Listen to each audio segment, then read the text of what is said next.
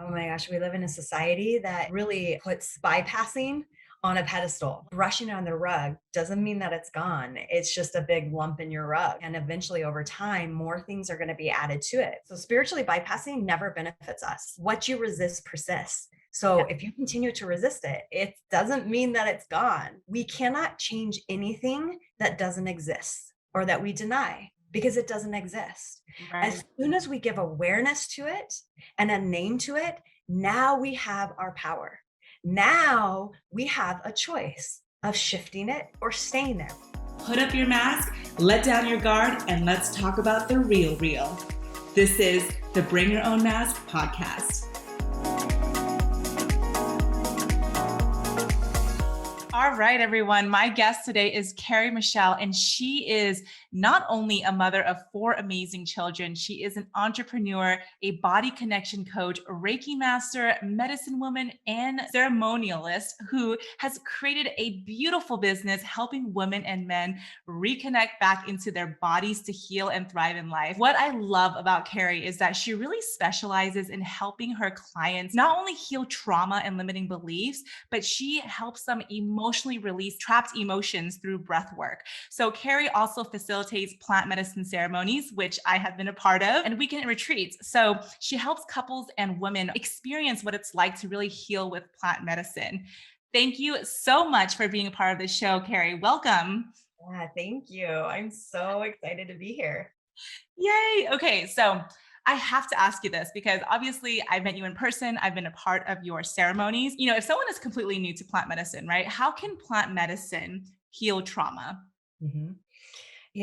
Really, the plant medicines, I like to call them teachers, depending on what plant medicine you're being called to. They all have their unique way of bringing forward the healing. The one that I like to work with is psilocybin mushrooms. I've also worked with Mother Ayahuasca, but they love to basically bring forward here's the things that are blocking you, and what are you going to do with it? And so, really, you can get into these ceremonies and have these beautiful awareness and healing opportunities, but the important piece is what are you going to do afterwards, after the ceremony, after the information has come forward?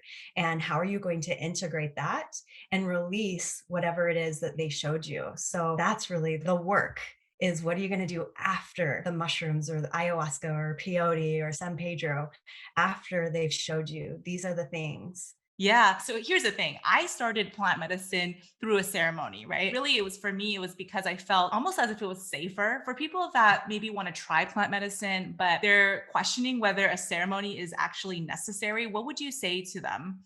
Mhm. Yeah, the beautiful thing with psilocybin mushrooms is that you don't have to go into a ceremony to experience their medicine. You Yeah. can actually do microdosing. And that's what I recommend, honestly, for anybody, but especially for people who are a little bit apprehensive about going in and having this full journey. I get that. It can feel really scary because you're doing the opposite of what typically people use drugs for, which is to avoid and to numb and to check out. And so when you go into ceremony, you're going in, you're like, show me all the things. And that can feel really scary when you've got a lot of things. And we all do. We all have our stories. We all have our trauma. So microdosing is a great alternative because you're taking very small dosage, so small that you actually are not supposed to feel the medicine. You're not supposed to feel altered at all. And if you do, you're actually going to go down in dosage. And so you're getting the benefits of the medicine without having to go into this crazy journey. I love that.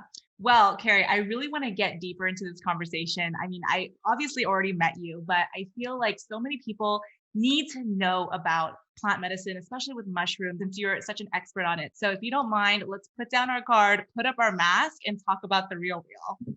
Ah, love All it. right. What kind of mask do you have today? Okay, so my esthetician made this unique for me and my skin, and I've just started working with her. I love her so much. This is orange zest and chocolate cherry. So I wish everybody could smell it because it smells like I want to eat it. You just saying that, I feel like I could smell it through this. Yeah, it's amazing. It's amazing. So I'm excited. I haven't used this mask, so I'm excited to put it on and experience it.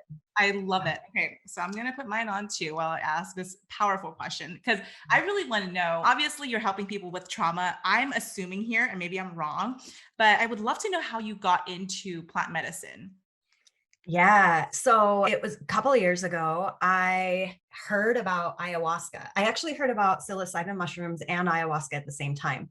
And Mm. at that time, I was in this place where I was really letting my spiritual ego lead me and just like, I'm broken and I need to be fixed and I want to be destroyed. So mushroom actually didn't really call to me because it was a lot gentler of an experience. Mother ayahuasca, she's like the strict grandma. There's actually a grandmother energy to ayahuasca. And so I was actually more drawn to that because it's like, oh, she's going to just destroy me. And yeah, that happened in the most amazing way. I had quite a few ego deaths. And it came to this place where actually Mother Ayahuasca is like, stop searching outside of you. You have all the answers within. And why are you constantly trying to destroy yourself? You are already whole. And then I started going down the path of mushrooms, where there can be some profound shadow work. And the mushrooms are about reminding you who you are. And who you are is whole and God and connected to everything and everyone. So once I kind of went down that path, I was sold. I love the mushrooms and they have literally created so much transformation within me. And so much so that it's now my mission to really expose the world to what this medicine really truly is, that it's not a party drug. And when we use it in the right way, it's life changing. It's so funny that you said that you got started with ayahuasca because I did too. And it's Yeah. funny because most people actually start off lighter, right? Like they don't Yeah. go into the deep end. And I feel like we both decided to just jump off the deep end. Yeah. I'm curious if you don't mind sharing, because I think listeners will really resonate this wherever they are in their life. But what made you decide that you really want to go deep into this? Like, did Mhm. something happen in your life? What happened? Mhm. Yeah, lots of things happened.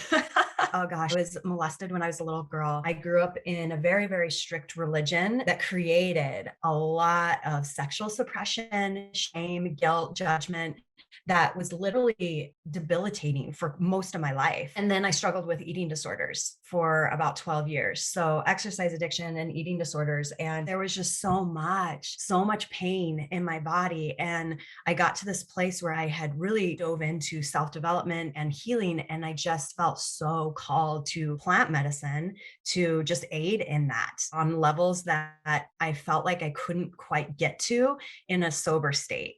Mm, okay. Wow, that's a lot. I mean, Yeah. thank you for sharing what happened to you as a child. I mean, I can't even imagine what that might be like. So, when you first started with ayahuasca, I know you said that you went right into the deep end. It's interesting because you shifted from ayahuasca into mushrooms. So, walk us through what that journey was like. How did you choose mushrooms to be your plant medicine? Honestly, I don't feel like I chose it. I felt like the mushrooms chose me. And to get kind of woo woo, because that's just where I go, believe that I have been a medicine woman in many lives.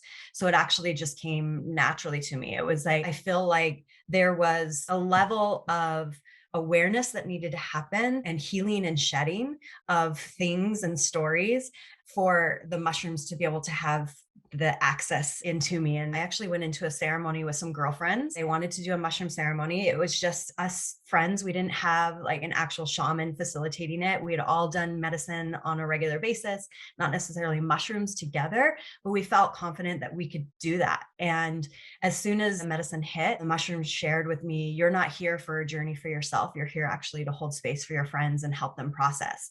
And I was doing things that I didn't know I could do, and information was coming through that was not from my mind. And it was honestly, mushrooms were like, we got you. And we're going to go. This is really important that you share us with the world. Yeah. Wow, that's incredible because as someone that has done plant medicine for several years now, I completely understand what it's like to be so humble in front of the medicine and receive the messages that it has for you. For people that are just starting out, let's say that they're really interested, because I have a lot of clients that are interested in Mhm. plant medicine, specifically mushrooms, but they've never tried it and they're a little bit nervous and scared. What would you say to them? Yeah, there's nothing to fear. The medicine is here to teach us and Yeah. to heal us. And really, honestly, if it's beneficial for that person to go and do some research, but go into the research from a heart space. There's information out there that's all for psilocybin mushrooms, and then there's information out there that is not. So, really, just using your discernment and your intuition around what you read and deciding, does that feel true to me? And then trust that. So if you're coming across things that are causing some dissonance in your body, then maybe it's not time, or maybe it's not your medicine, and that's okay. Not everybody is called to plant medicine. That does not mean that you're less than or there's a problem with you. It's not for everybody. And we can get to a place of healing and transformation without the medicine, 100%. That's why I like to offer sober experiences, meaning without plant medicine. And you mentioned breath work. I do Yes. emotional releases. I do coaching as well. So I offer these other alternatives to get to the place of where we're wanting to feel. And that is to remember who we are. And we are not our stories. We are not our trauma. We are not even these bodies that we're in. We're not our emotions. We are so much more than this 3D world that we're living in. And we can get there without the medicine. Yeah. And I love that you mentioned that because plant medicine can be so powerful. But at the very same time, sometimes I feel like we need to rely on ourselves, right? First and foremost, in order for us to heal. And I really want to dive deeper into the subject of trauma because I've talked to so many of my clients who want to go further in their life. They want to make a bigger impact in their community. However, they're being held back and they can't really explain why. And most of the time, I see it as trauma or pent up emotion. So, can you talk a little bit more about your experience working with your clients in trauma and how that bringing awareness to trauma can be so powerful? Yeah. Oh my gosh, that's my everything. What's so beautiful is that, like I said, we are not our trauma, we are not our stories. And it is something that has happened to us, to this human body. And it actually really does create ruptures in our system, wounds in our system. And when we address those wounds in the right way, which is with so much love and compassion and awareness, when we can meet those parts and really truly just nurture it and give it what it needed. So, trauma is something that has happened to us that created a rupture and a wound because a need was not being met in that moment. So, maybe it was safety, maybe it was love, maybe it was connection, validation. So, there's these needs that weren't met and just created this wound. The trauma happened. We can't go back and undo the thing that happened, but we can in this moment meet the need. And once we meet the need on a regular basis that was not met when the trauma happened, we start healing that wound. And it's not as activated anymore. It's not charged anymore. And that's the definition of a miracle, is a change in perception.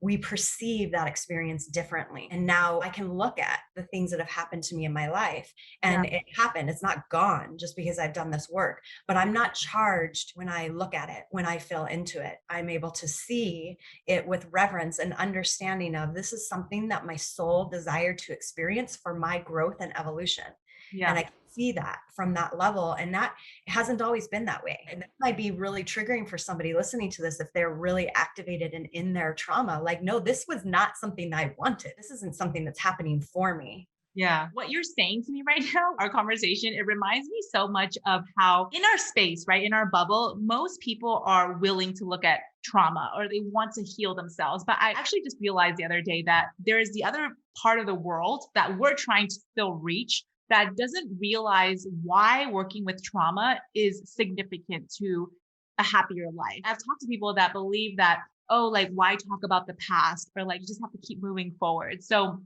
if someone gives you that response, or if you hear that, how can we shine light in that? And how can we look at that if someone says that?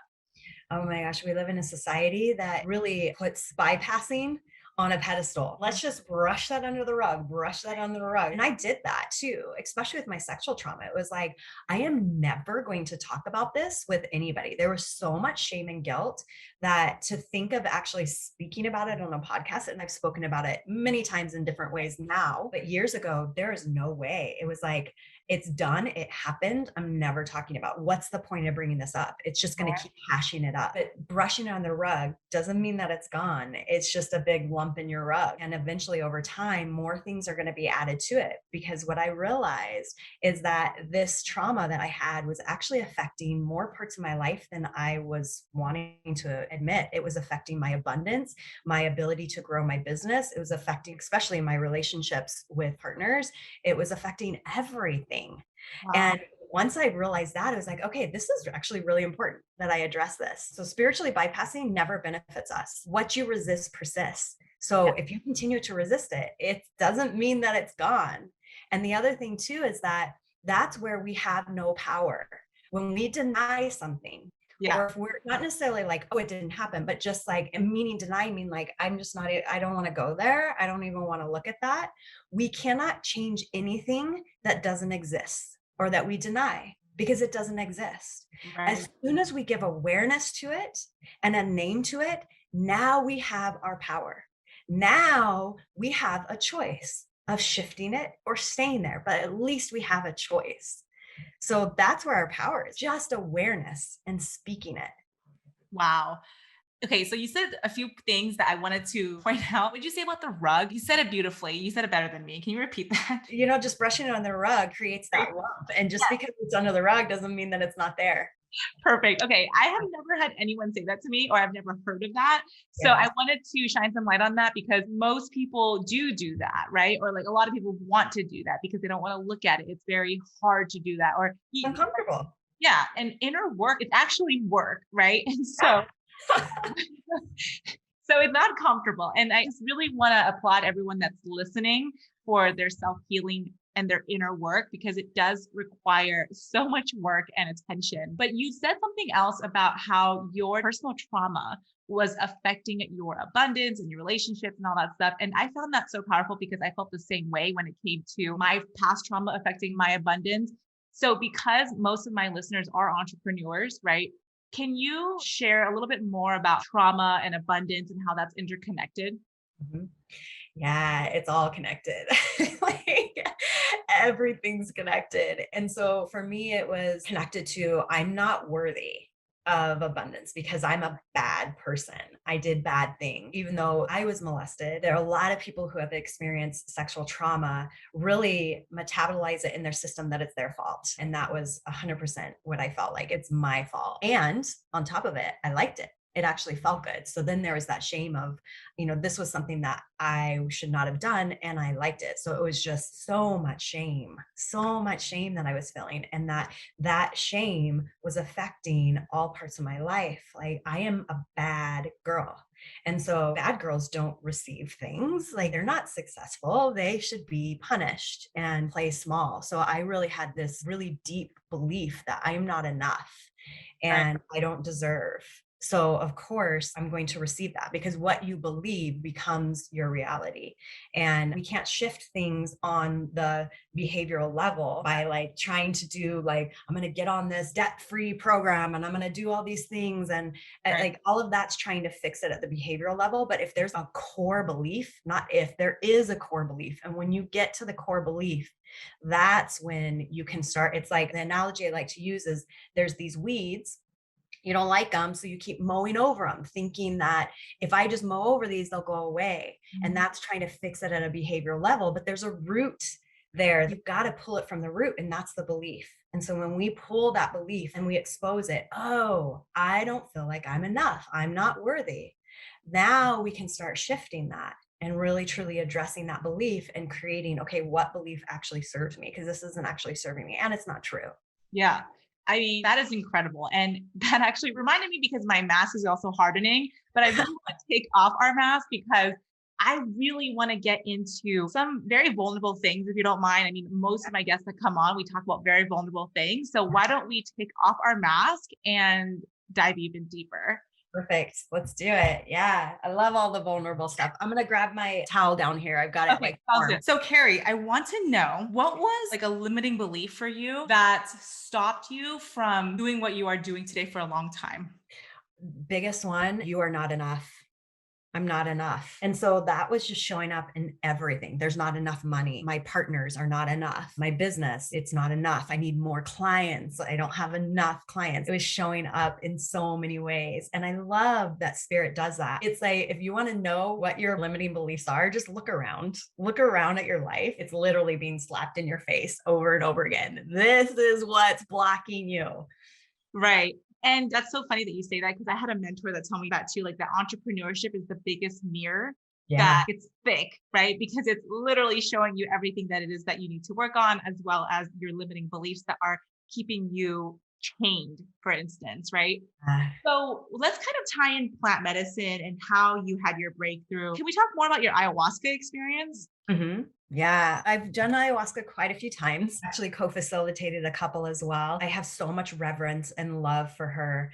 She's very much about, here's your shit, and I'm going to put it in your face for 6 to 7 hours. And you're just going to sit with this. You're going to be with this over and over and over again. If you try resisting it, I'm going to make you throw up. I'm going to make you have to go to the bathroom and have some explosion there. Like, it's not pretty. It's not pretty at all. I just have so much appreciation for what she exposed and shared with me, what's just not serving, and also showing me this is what's available for you.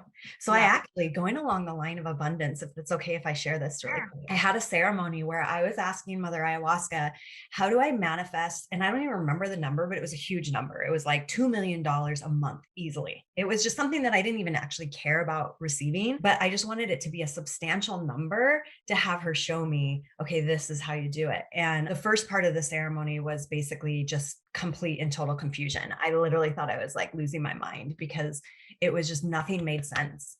And what I realized after the ceremony, she was showing me, this is the way your mind is, and you're not going to get what you desire with your mind in this space. And so that was beautiful. And then at some point during the ceremony, it was just like, and just peace. I felt so much relief, like, finally, thank you for releasing all of this chaos and confusion. And then the whole rest of the ceremony, she was showing me to levels of really diving me deep into the energy of basically the recipe of how you create abundance, to levels that were almost too much. And it was pleasure, play, gratitude, love, and arousal.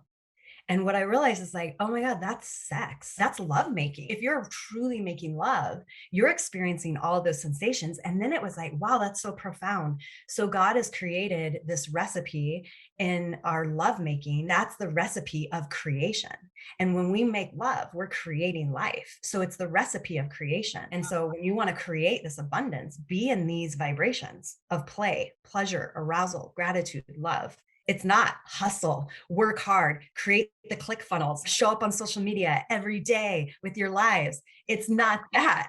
And I was just weeping with gratitude and just like, thank you so much. This is so easy. This is easier than I ever thought it could be. And I just had so much love. And so now it's my mission to be in that vibration on a regular basis. And when I truly am, clients flood in. They come out of places where I'm like, you, where did you even come from? You know, it's so amazing. It's so fun. I love being surprised and delighted. So that was really profound for me, that ceremony.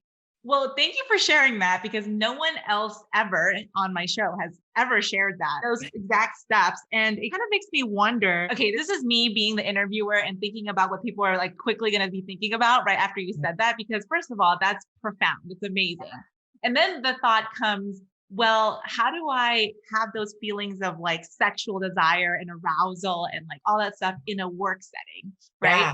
Yes. Oh my gosh. Thank you so much for asking that, because that's the thing, is that we have been programmed to believe that arousal, pleasure is all sexual. Like, it's all about like getting off or having an orgasm. No, I'm very aroused by this conversation that you and I are having. Mhm. It brings a lot of pleasure to me to have this experience. So we've got to think outside the box, that Yeah. pleasure and arousal is just about intimacy in the bedroom, because it's Right. not.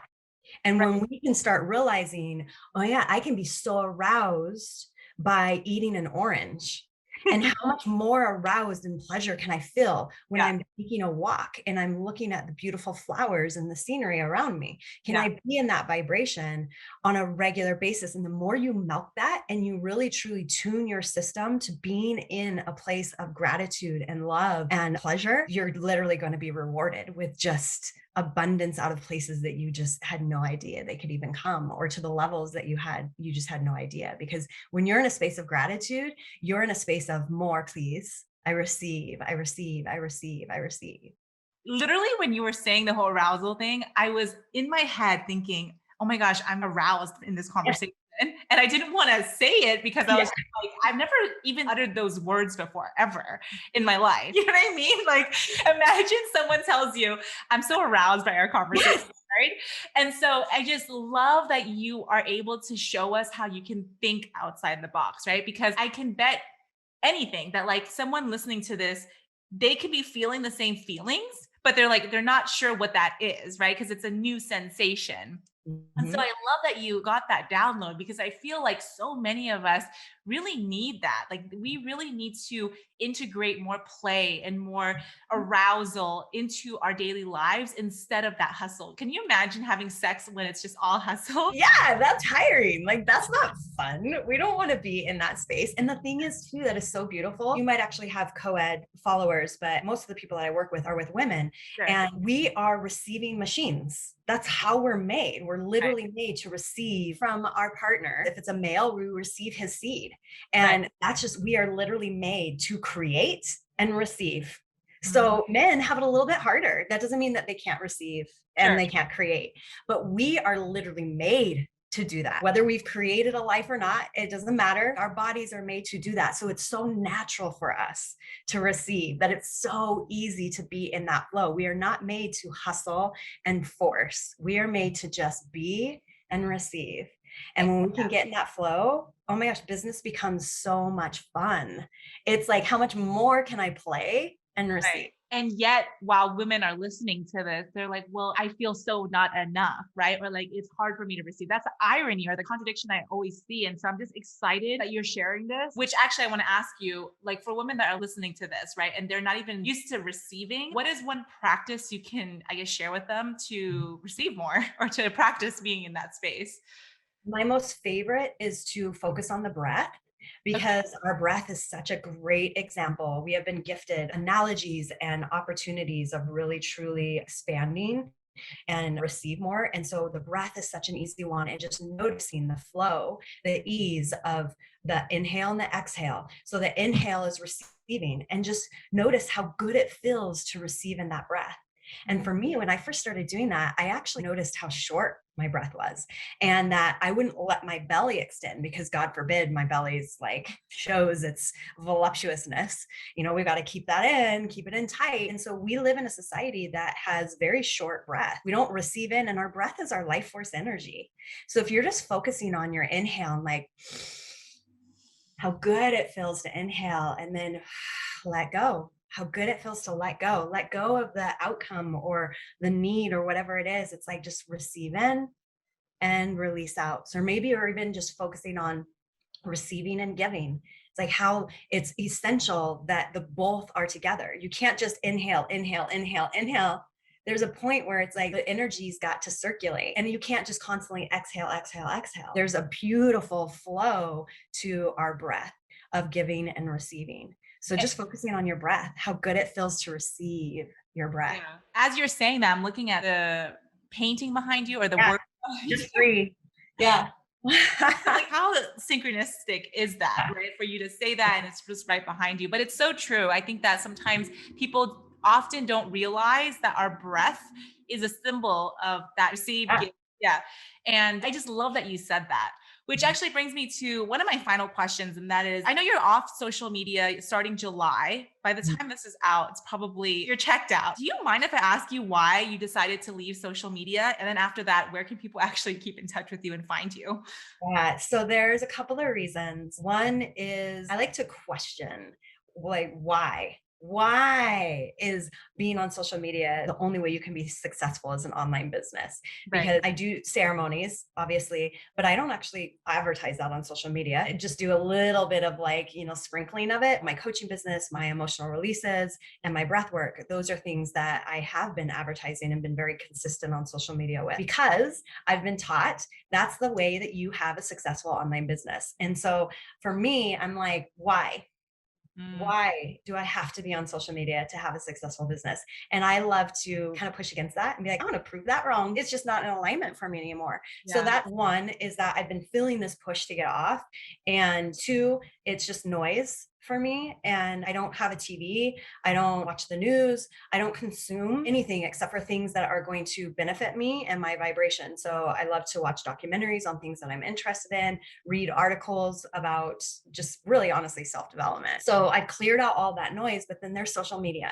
and it just feels really noisy, even though I have a lot of boundaries around it. And so it's just, I'm wanting to clear that noise. Second of all, being a ceremonialist, shaman, whatever word you want to share in there, it's what's coming through to me through spirit is that it's important for me to be this clear channel and to clear out anything that's creating the noise and distraction. And so clearing that out is creating more opportunity for me to be even more discerning of what I'm consuming and what's coming into my experience. Because energetically, when we open up Facebook or Instagram, we are now in that energy of that. Whatever boundaries you put up, you still are in that energy. And so it's coming through to not be, and that for me personally. But the part that was difficult for me is that I've created a community and they really truly enjoy everything that I bring forward for them. So I decided to make a membership site outside of social media and have it be clean in a way of there's no selfies, butt selfies, makeup posts, or talking about how their relationship is horrible. Just whatever's in your feed, all of that noise you've got to go through to get to me on social media. So I cleared that out so that if anybody's wanting to get to me and in my energy or the information that I'm putting out there, they plug right into it. And that's all it is. I love that. I mean, I'm going to put that link in the show notes. So is that the fastest way for someone to, let's say someone listens to this, they want to connect with you.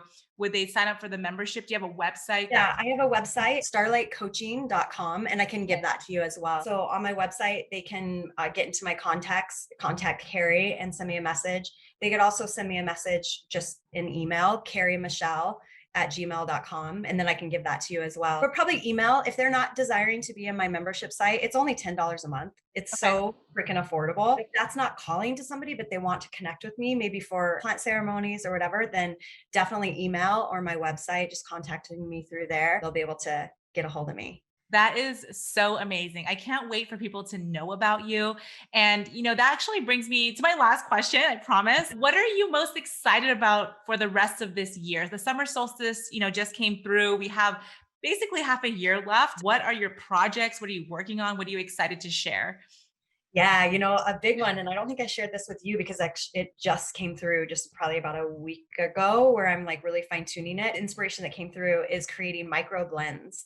So I'm wanting to create this, not wanting, I am going to be creating these blends where it's a small microdose mixed with whatever it is that the person's desiring. So we're going to create a line for creativity. So somebody's wanting more creative flow in their day. And so then just adding medicinal mushrooms to it aren't psychoactive, like lion's mane and cordyceps, tons of supplements that we can blend in with the microdose. We're going to make one for focus. We're going to do one for performance. We have so many lines of these microdose blends that we're desiring to do. And it's going to be huge because psilocybin is in the process of becoming legalized and decriminalized. It's already starting in other states, not necessarily here in Arizona yet, but it's happening. It's just a matter of time. And so by the time that it is official and it's open, our stuff's going to be on shelves and people are going to be just taking in this beautiful medicine and helping them with their day-to-day lives and whatever it is that they're desiring to thrive in.